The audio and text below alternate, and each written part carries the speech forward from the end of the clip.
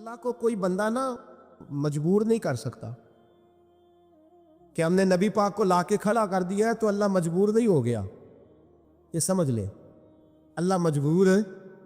ایک مجبور ہوتا ہے, ایک پیار ہوتا ہے. ان دونوں چیزوں میں اللہ کو اپنے رسول سے پیار ہے. نبی پاک فرماتے ہیں میں دعا کرنے گیا, اے اللہ میری امت پہ قحط نہ آئے. اللہ نے فرمایا ابھی نہیں آئے گا. اے اللہ میری امت کے چہرے نہ بدلیں, گناہ کرے تو مسخ نہ ہو, ابھی نہیں بدلیں گے. حضور فرماتے ہیں میں نے ہاتھ اٹھایا کہ اللہ یہ آپس میں لڑے نہ. توجہ کرنا جملوں پہ, اے اللہ یہ آپس میں لڑے نہ. اللہ یہ بھی کہہ سکتا تھا ابھی یہ نہیں قبول کرنی دعا. اللہ بے نیاز ہے نا, چاہے قبول کرے اور چاہے, توجہ کرو غور کرو بات پہ, اللہ چاہے تو قبول کرے چاہے تو, اے اللہ میری امت لڑے نہ. تو یہ نہیں فرمایا حبیب قبول نہیں کرتا, کہ محبوب یہ دعا مجھ سے مانگ ہی نہ. اے حبیب تو دعا مانگ, تو مانگے میں قبول نہ کروں, یہ ہو نہیں سکتا. اس طرح کر یہ دعا مجھ سے.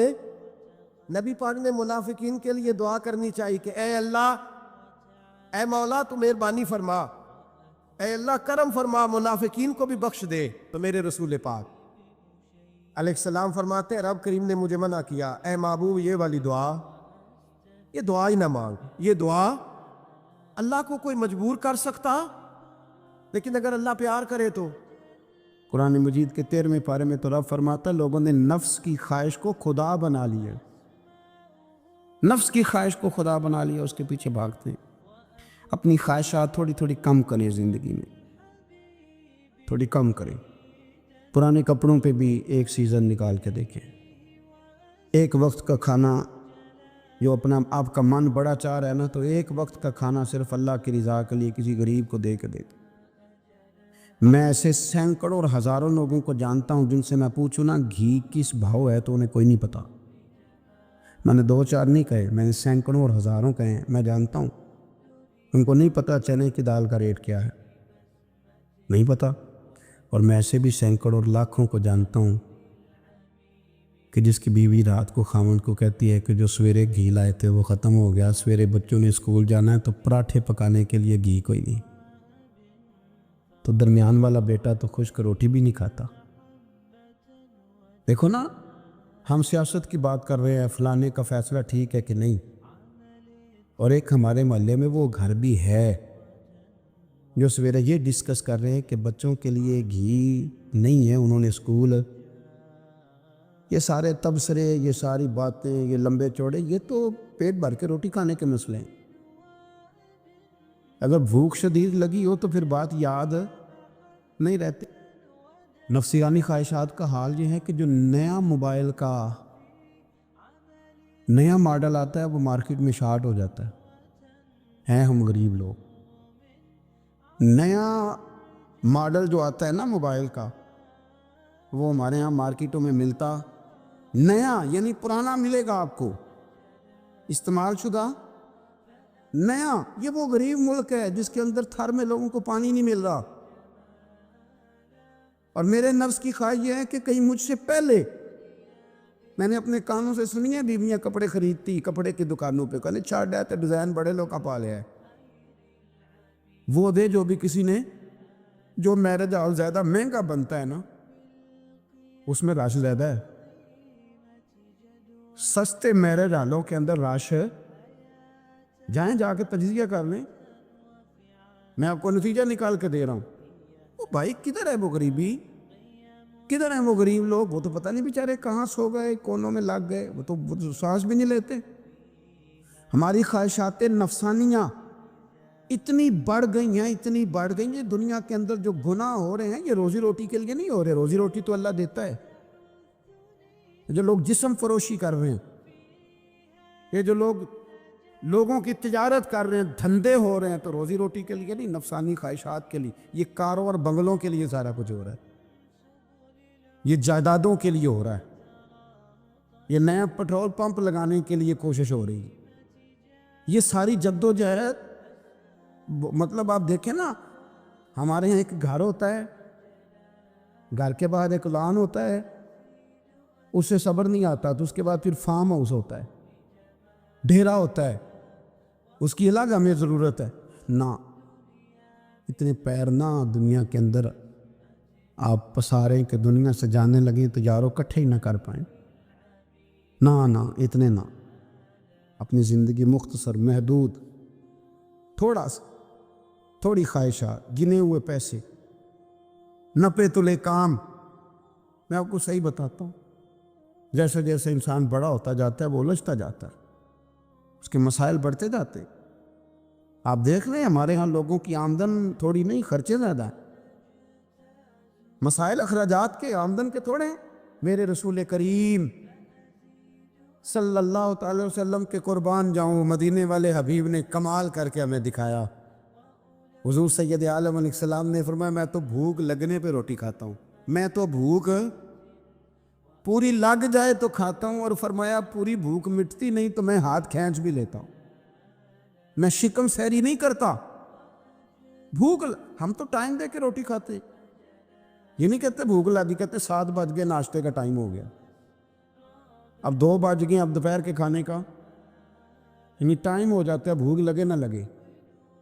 اب مغرب ہو گئی تو شام کے کھانے کا، اپنی خواہشات کو سمیٹو ورنہ یہ غلام بنا لے گی۔ میں آپ کو صحیح بتاتا، بچپن میں، جوانی میں جن لوگوں نے خواہشوں کو نہیں سمیٹا، میں کچھ ایسے لوگوں کو جانتا ہوں بڑھاپا آ گیا ہے، اب وہ چاہتے ہیں کہ ہم وہ غلطی چھوڑ دیں، پر وہ رچ بس گئی ہے۔ ان کے بچے انہیں کہتے ہیں ابا بس کر، لوگ شکایتیں کرتے ہیں، لیکن چونکہ جوانی میں کنٹرول نہیں کیا تو بڑھاپے میں کیسے ہوگا؟ ہماری خواہشات ہمارے لیے مصیبت بن گئی ہیں۔ ہم کچھ ایسی بری عادتیں تھیں جن کے پیچھے لگ گئے تو تباہ ہو گئے۔ واپس آئیں، میرے رسول کریم سید عالم صلی اللہ علیہ وسلم کے غلاموں نے نا اپنی زندگی کو محدود کر کے رکھا، محدود۔ حضرت سلمان فارسی رضی اللہ تعالیٰ عنہ حضرت عمر سے ملنے آئے، جناب عمر کہنے لگے یار بڑا کام کا بندہ ملنے آیا ہے، کوئی مطلب کی بات ملے گی۔ وہ جی کہنے والے بھی بڑے ہوتے ہیں نا، تو ان کا ویسے بھی حق نہیں بنتا کہ وہ جا کے بتائیں۔ کچھ ہوتے ہیں جو دوست ہوتے ہیں، جو بڑے ہوتے ہیں، وہ کئی دفعہ کچھ باتیں بتاتے ہیں، اصلاح کرتے ہیں، اس میں مزہ آتا ہے۔ حضرت عمر فاروق نے حضرت سلمان فارسی رضی اللہ تعالیٰ عنہ سے کہا یار بڑے دنوں کے بعد آئے ہو تو یہ تو بتاؤ میرے اندر کوئی غلطی تو نہیں؟ میں حکومت کر رہا ہوں، لوگ سارے عدل انصاف کی باتیں بتا رہے ہیں، میرے تقوی کی باتیں سنا رہے ہیں، کوئی غلطی؟ تو حضرت سلمان فارسی رضی اللہ تعالیٰ عنہ کہنے لگے بالکل غلطی ہے عمر، تمہارے اندر بڑی شدید ہے، مجھے بڑی ناپسند ہے، اور شدید قسم کی غلطی ہے، نہیں ہونی چاہیے تھی۔ حضرت عمر فرمانے لگے بولو۔ عرض کی مدی کیا پورے 22 لاکھ مربع میل میں سب جگہ غربت ختم ہو گئی ہے؟ حضرت عمر کہنے لگے نہیں، تو فرمانے لگے مجھے پتہ چلا ہے کہ جب تمہارے پاس دوپہر کا کھانا آتا ہے تو سالن کے ساتھ چٹنی بھی آتی ہے، یہ غلطی نہیں؟ تمہاری حکومت میں 22 لاکھ مربع میل، 24 لاکھ مربع میل سارے بندے پیٹ بھر کے روٹی کھانے لگے ہیں؟ عرض کی نہیں۔ تو فرمانے لگے حضرت سلمان فارسی عمر پھر تو 2 سالن کھاتا ہے کہ ایک وقت میں، اللہ سے ڈر نہیں آتا؟ تو جناب عمر فاروق رو پڑے۔ یہ بالکل جائز تھا، اس بات سے اگر کوئی منع کرتا ہے تو جائز نہیں دین میں، یہ بھی میں آپ کو بتا دوں، آپ کے پاس جائز پہلے 6 سالن کھائیں، میں کون منع کرنے والا؟ پر وہ عمر تھے نا، عمر کا منصب اور ہے۔ حضرت سلمان فارسی نے جب کہا تو عمر رو پڑے، کہنے لگے تو میرا سنگی ہے، میرے لیے دعا کر، میں اللہ کی بارگاہ میں توبہ کرتا ہوں، آج کے بعد یہ غلطی نہیں دہراؤں گا۔ اپنی خواہشات کو اتنا اصول پسندی کا نام نہیں، دور دور تک نام نہیں اصول پسندی کا۔ حضرت سیدنا بہلول دانا، بندہ سادہ تھا تو نام اس کا دانا تھا۔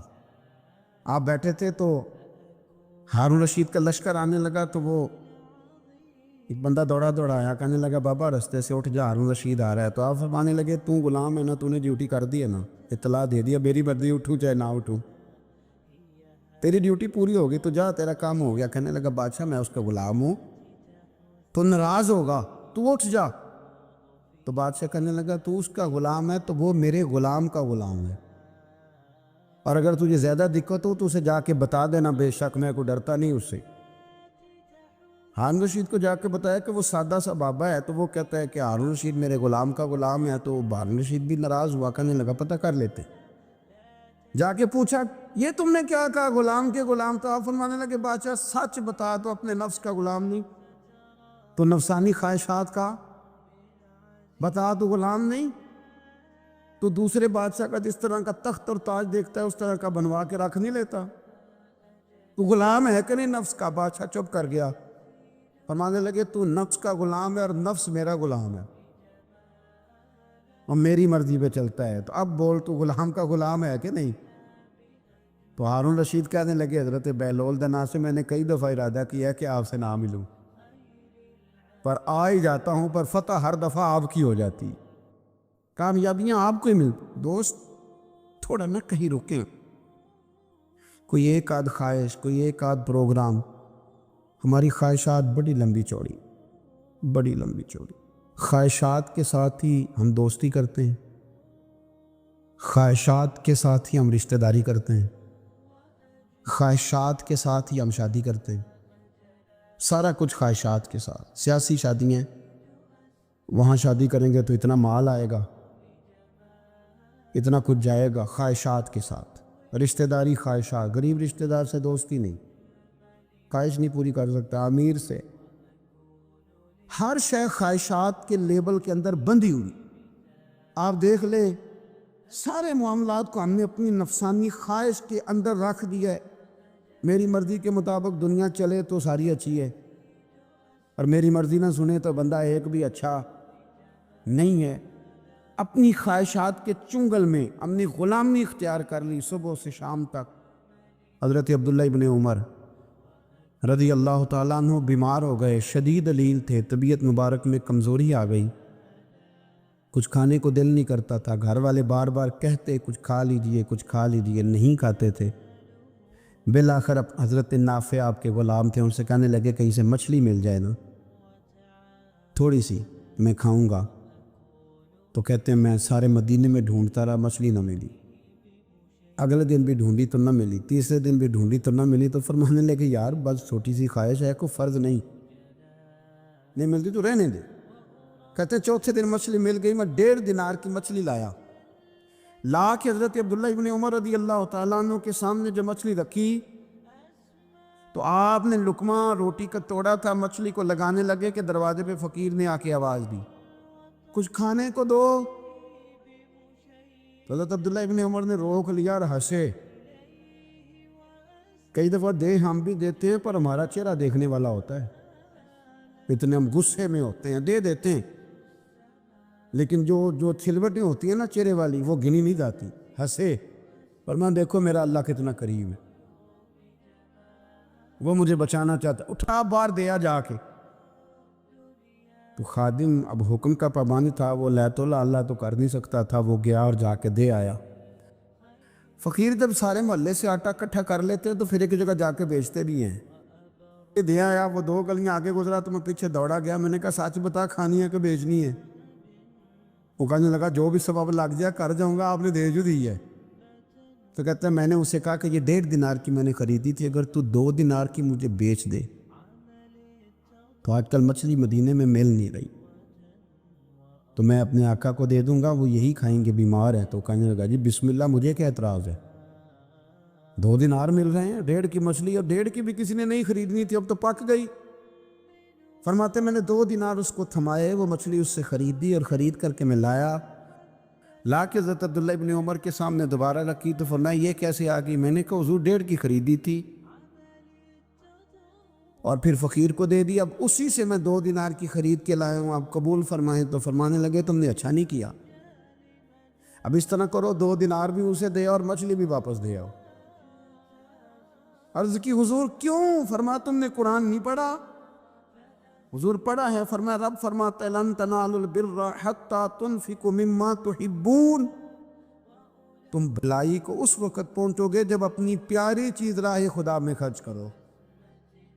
امام غزالی نے لکھا ہے، فرمانے لگے دے آ، تو وہ حضرت نافع کہتے ہیں میں دینے گیا، دے کے واپس آیا تو کچھ پریشان تھا کیونکہ مجھے بھی 4 دن ہو گئے تھے نا تلاش کرتے، تھوڑی تھوڑی طبیعت میں مایوسی تھی کہ اتنی محنت سے میں نے لایا اور آپ نے واپس کر دی. تو حضرت عبداللہ ابن عمر نے مجھے قریب بٹھایا, پھر مجھے تھپکی دی, فرمانے لگے پتر میں نے ویسے بھی کبھی جھوٹ نہیں بولا اور آج کل تو میں ویسے ہی بیمار ہوں, ٹائم ہی نہیں, وقت ہی نہیں, موقع ہی نہیں جھوٹ بولنے کا. میں تجھے سچ بتاؤں, مجھے مچھلی کھا کے اتنا سکون نہیں ہونا تھا جتنی اللہ کے راستے میں خیرات کھا کے مجھے سکون ہوا. تو تجھے تو میری راحت سے غرض ہے نا کہ مجھے راحت کیسے ہوتی ہے, تو مجھے سکون ملا ہے راہ خدا میں دے. میں نفسانی خواہش پوری کر لیتا تو یہ میرا نفس کل پھر مجھ سے مچھلی مانگتا, پرسوں کہتا نہیں چھوٹے گوشت کی یخنی بھی چاہیے. ہم لوگ الجھ گئے. میرے پاس ایک بچہ آیا, کچھ لوگوں کا درد انسان کو درد مند کر دیتا ہے. MBA اس بچے کی تعلیم, بڑا قابل نوجوان, اور لب و لہجے میں بڑی شائستگی, گفتگو میں بڑا دھیما پن. لگتا ہے کہ تعلیم نے اثر دکھایا ہے, لفظوں کے گورکھ دھندے میں نہیں رہا, اس نے کچھ سیکھا بھی ہے کتابوں سے. اس نے ایک مسئلہ پوچھا, کہنے لگا اگر کوئی والد ساری جائیداد اپنی بیوی کے نام کرا دے تو اولاد کے لیے کیا حکم ہے اس میں؟ تو میں نے کہا کہ وہ اللہ کو جواب دے گا, اولاد سختی تو نہیں کر سکتی, لیکن اس کو چاہیے نہ تھا ایسا کرتا, اس لیے کہ نبی پاک علیہ السلام نے فرمایا فاتقوا اللہ فاعدلوا اولادکم, اللہ سے ڈرو, اپنی اولاد میں انصاف کرو. تو میں نے اس کو کہا کہ یہ آپ نے کس طرح کا مسئلہ پوچھا ہے؟ کوئی شخص اپنی ساری جائیداد کسی کی بیوی کے نام کرا دے. تو میں نے کہا کہ جو اس کی بیوی ہوگی وہ آپ کی اماں بھی تو ہوگی نا. شائستہ نوجوان تھا, اچھا تھا, وہ میری بات کا غصہ کر گیا. کہنے لگا آپ سے تو امید نہیں تھی کہ آپ پوچھیں گے, آپ نے بھی پوچھ لیا. تو مجھے احساس ہوا کہ یار نہیں پوچھنا چاہیے تھا. میں نے کہا یار آپ تو بڑے ناراض ہو گئے, میں اگر آپ کو ایسی بات ہے تو معذرت کرتا ہوں. تو وہ شخص رونے لگ گیا. جب اس نے بات سنائی تو اس بیچارے کا وجود کہاں پر آ تھا. کہنے لگا ابا نے پچھلی عمر میں شادی کر لی. تو میں نے کہا اس کو اللہ رسول اجازت دیتے ہیں؟ تو آپ کہنے لگا جی وہ تو بات ٹھیک ہے, پر کچھ ایسی باتیں سامنے آئی ہیں کہ جو سامنے نہیں آنی چاہیے تھی.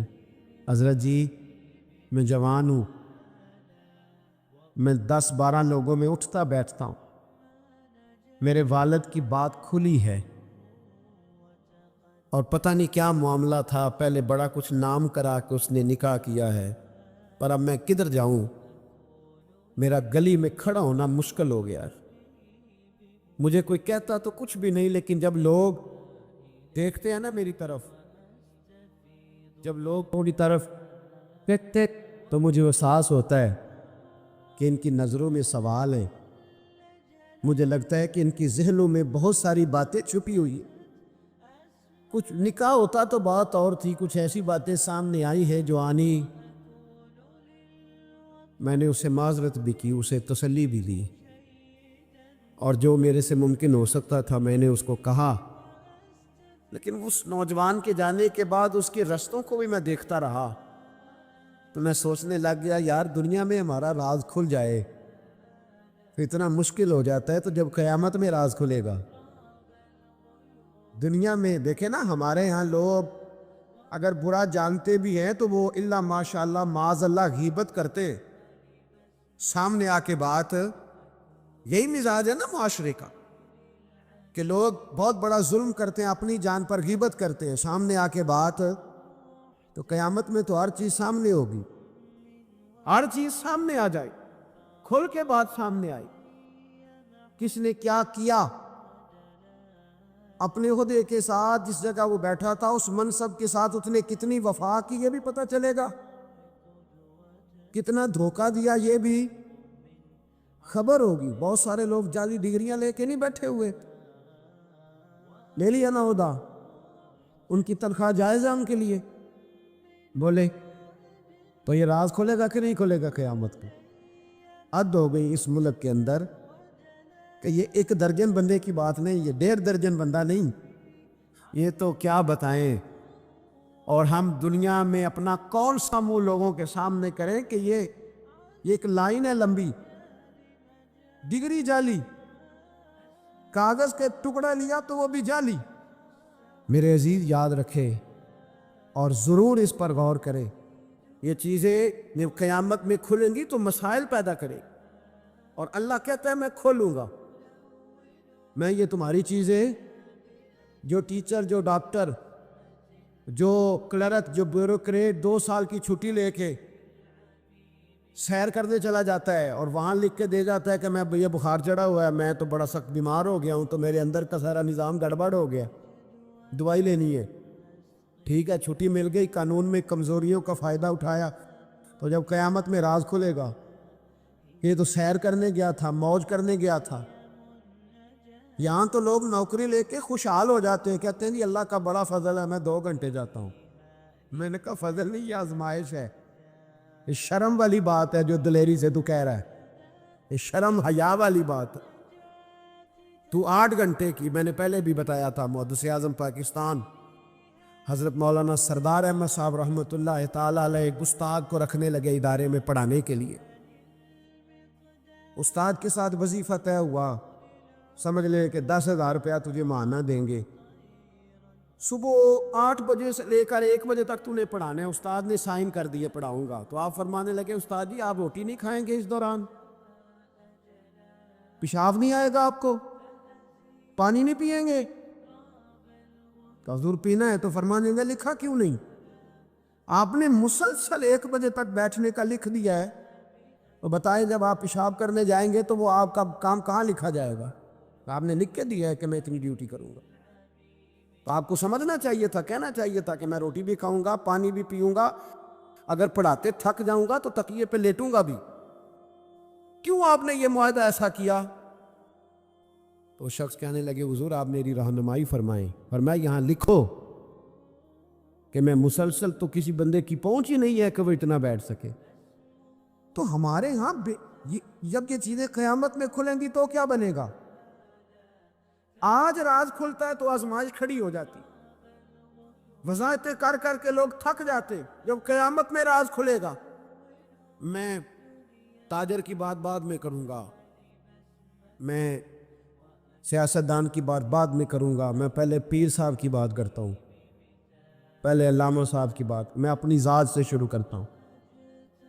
ایک شخص پیر بن کے بیٹھ گیا، علامہ صاحب درویش مصلح بن کے بیٹھ گیا، لوگوں نے اپنی عقیدتوں کی جبین اس کے سامنے جھکائی، لوگ کئی راتیں اس کے سامنے ہاتھ باندھ کے کھڑے رہے، اس کے لیے لوگوں نے محبت کے سارے تقاضے پورے کیے، اپنی جیب کاٹ کے اس کی خانقاہ کو چلایا، اپنی جائز کمائی اس کے ہاتھ پہ رکھ کے لوگوں نے ایک ادارہ چلانے کے لیے اسے کہا، لوگوں نے اس کی گاڑی کو چوما۔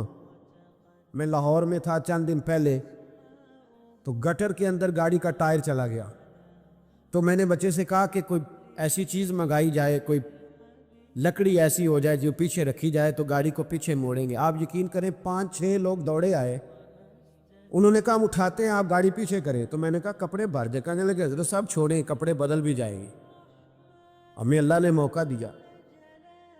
تو ان لوگوں کے منہ تک وہ پانی جا رہا تھا، لیکن وہ گاڑی اٹھا رہے تھے، تو ہم لوگوں نے حساب نہیں دینا ان عقیدتوں کا، ان محبتوں کا جواب نہیں دینا۔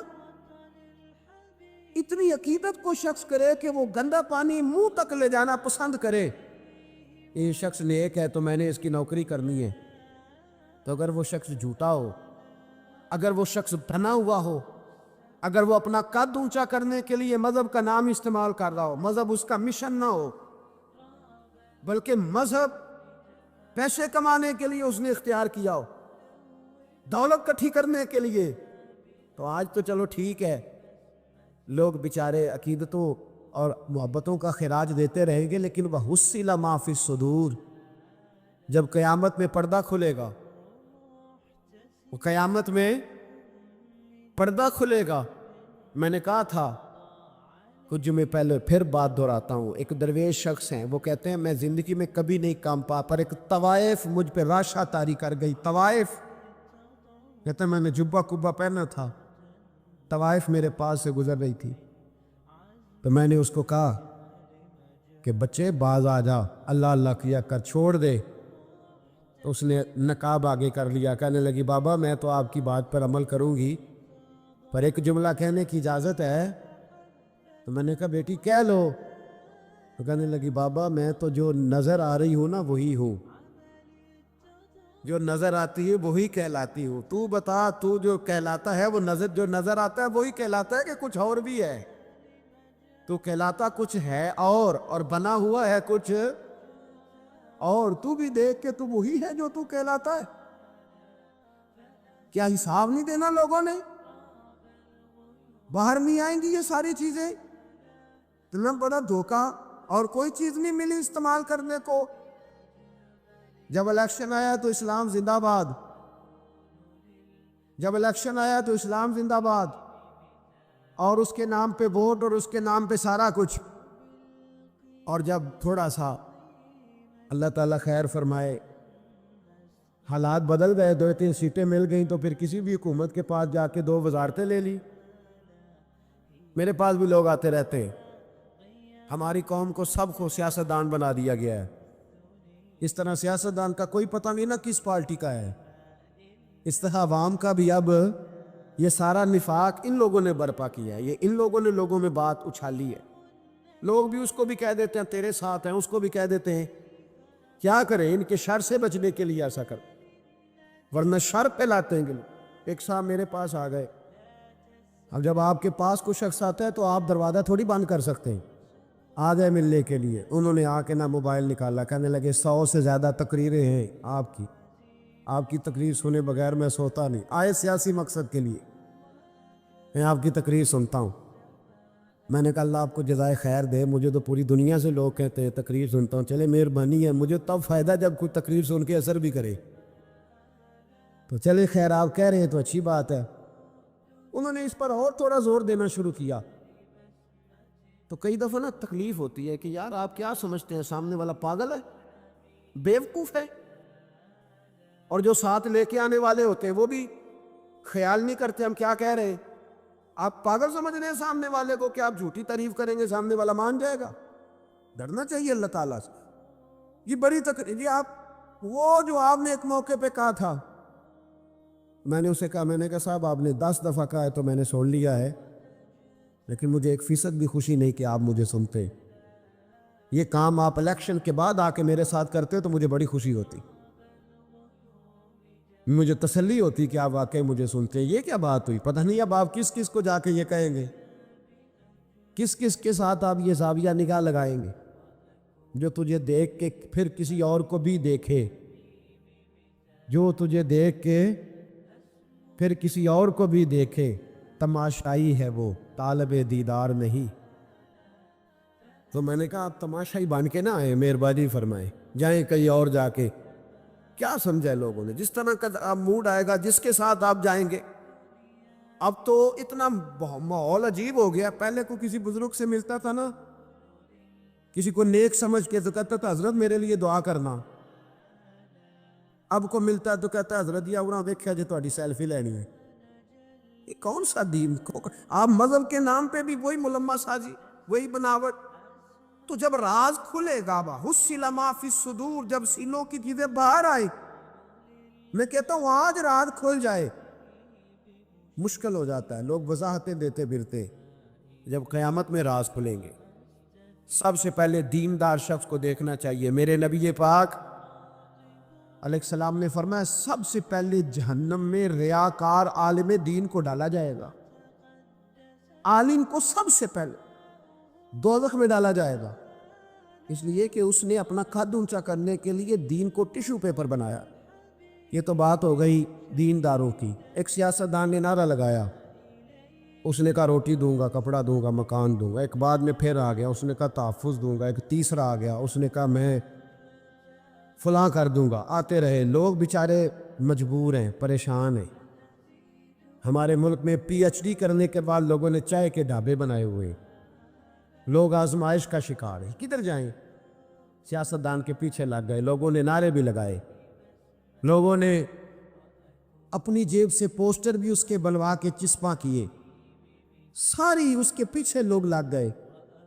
اب ہمیں تو نہیں نہ پتا تھا کہ وہ تو غریبوں کے جذبات سے کھیل کر اپنا قد اونچا کرنے جا رہا ہے، وہ تو ہوس اقتدار کا پجاری ہے، وہ تو صرف کرسی کے لیے لوگوں کے جذبات سے کھیل رہا تھا۔ اس نے تو اتنے زبردست نعرے اس لیے سکھائے تھے کہ لوگ میرے پیچھے لگ جائیں.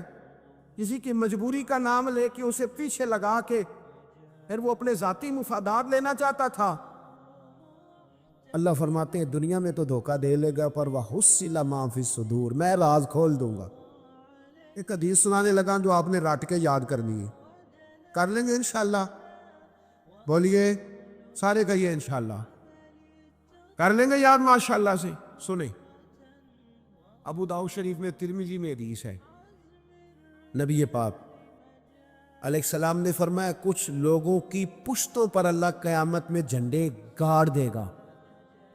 پشت ہوتی ہے نا، پشت، مقعد، سرین، اس پر اللہ جھنڈا گاڑ دے گا، وجود کے ساتھ لگا دے گا. حدیث صحیح عرض کر رہا ہوں. حضرت انس بن مالک رضی اللہ تعالیٰ عنہ حدیث کے راوی ہے، فرمایا جھنڈا پشت کے ساتھ گاڑ دیا جائے گا اور الٹا جھنڈا ہوگا قد سے. تو لوگ سارے کہیں گے یا اللہ یہ کون ہے،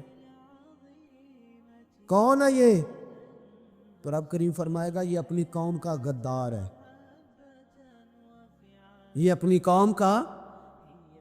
ان کے جھنڈے یہاں نہیں لگیں گے، ان کے جھنڈے وہاں بھی لگیں گے.